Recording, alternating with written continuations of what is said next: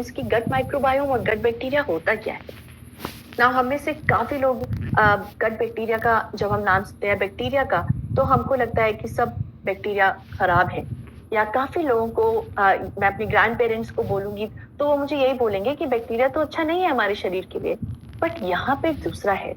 जैसे हम एक सोसाइटी में रहते हैं, हमारे आसपास एक कॉलोनी है, हमारे शरीर के अंदर भी स्पेशली स्टमक एरिया में एक आंतों के आसपास, पेट के आसपास एक कॉलोनी है, स्पेशली आंतों के आसपास इंटेस्टाइन पे, जो गट माइक्रोबायोटा की होती है, जो अलग अलग माइक्रो ऑर्गेनिजम्स होते हैं, जीवाणु की होते हैं, उनसे मिलकर के बना होता है। राइट, उसमें बैक्टीरिया होते हैं, मैक्सिमम बैक्टीरिया होते हैं, राइट, वो प्रेजेंट होते हैं ना। ये बैक्टीरिया करोड़ों और अरबों की तादाद में प्रेजेंट होते हैं और हमारे शरीर को बहुत सारे हेल्थ बेनिफिट्स दे सकते हैं, टू दैट एक्सटेंड कि इसको हम सेकंड ब्रेन बोलते हैं। हमारे मेन ब्रेन के बाद अगर सेकंड ब्रेन होता है तो यही होता है, इस गट माइक्रोबायोटा की वजह से होता है ना। ये जो गट बैक्टीरिया होते हैं, जैसे कि आप यहाँ पर एक एग्जाम्पल दे सकते हैं, एक एग्जाम्पल है, राइट।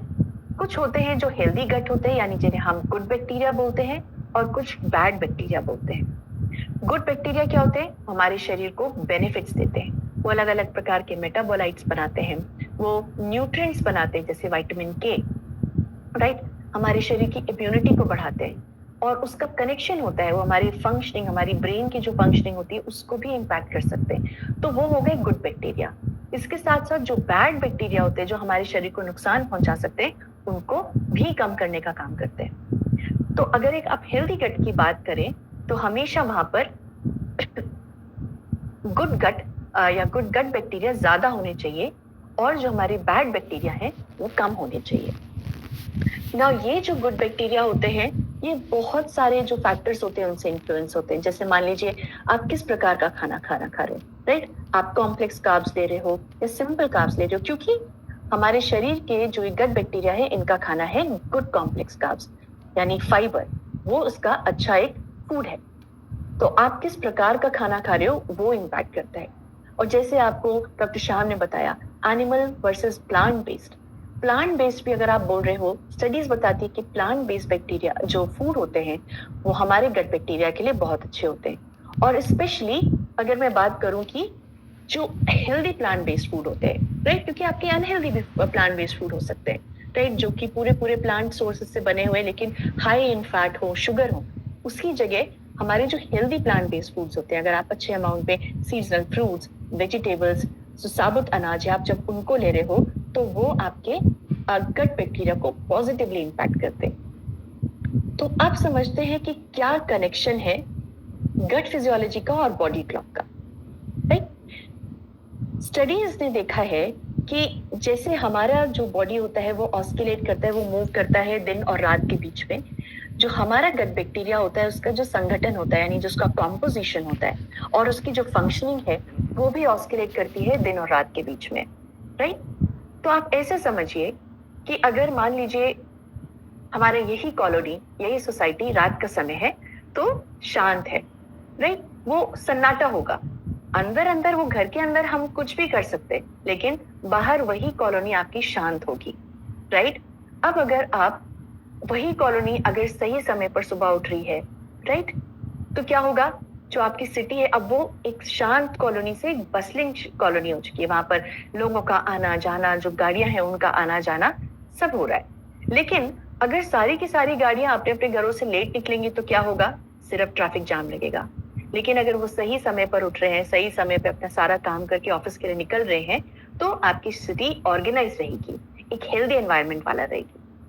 अब मान लीजिए यही आपका जो सन्नाटा वाले जो एक रात का समय है कॉलोनी का, लेकिन वहां पर आपका जो ये पड़ोस है, ये जो आपका नेबरहुड है, यहाँ पर अगर प्रॉपर एक सिक्योरिटी सिस्टम नहीं है, राइट, प्रॉपर विजिलेंस नहीं है, क्या होगा, रात को चोर ज्यादा आ सकते हैं, इनफैक्ट दिन में भी आ सकते हैं यही चोर, और ये आपकी इस कम्युनिटी को ऑर्गेनाइज नहीं रहने देंगे, राइट।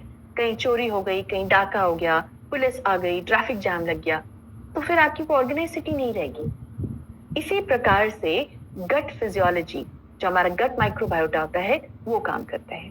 जिस प्रकार से हमारी बॉडी ऑस्किलेट करती है, हमारा गट माइक्रोबायोटा भी ऑस्किलेट करता है। और स्टडीज देखी गई हैं कि अगर हमारा खाने का पैटर्न हमारी इसी बॉडी क्लॉक के हिसाब से हुआ तो वहां पर हमेशा गुड बैक्टीरिया होंगे, यानी आप सही समय पे उठ रहे हो, साथ में सही समय पे खा भी रहे हो, तो जो गुड गट बैक्टीरिया है वो ज्यादा होंगे। लेकिन अगर आपका टाइम फ्लक्चुएट हुआ, अगर आप अपनी इस बॉडी क्लॉक के हिसाब से खाना नहीं खा रहे हैं, तो मोर ऑफ क्या होगा, बैड बैक्टीरिया पैदा होते हैं।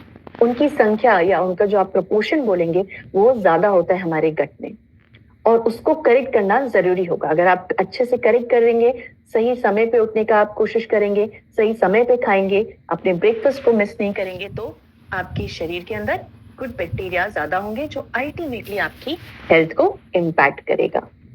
तो ये हो गया आपका गट फिजियोलॉजी, कैसे आपका गट बैक्टीरिया भी दिन रात में और दिन में कैसे वो ऑस्किलेट करता है। तो अब आप खुद सोचिए कि क्या होता है ऐसा रात में कि मॉर्निंग में खाना आपके लिए ज्यादा बेनिफिशियल हो जाता है, राइट?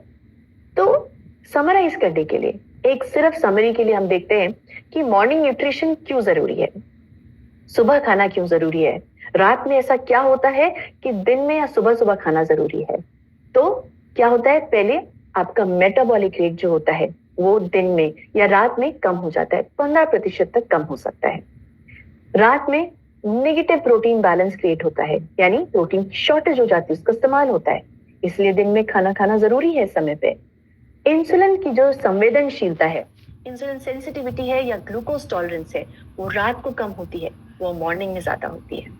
और लास्ट आपका गट बैक्टीरिया, आपने देखा कि कैसे उसमें ऑल्टरेशन होते हैं दिन और रात के, और कैसा उसी समय पे खाना खाना जरूरी होता है ताकि आप मॉर्निंग न्यूट्रिशन से बेनिफिट ले सके, और कैसे मॉर्निंग न्यूट्रिशन एक क्रिटिकल रोल प्ले करता है।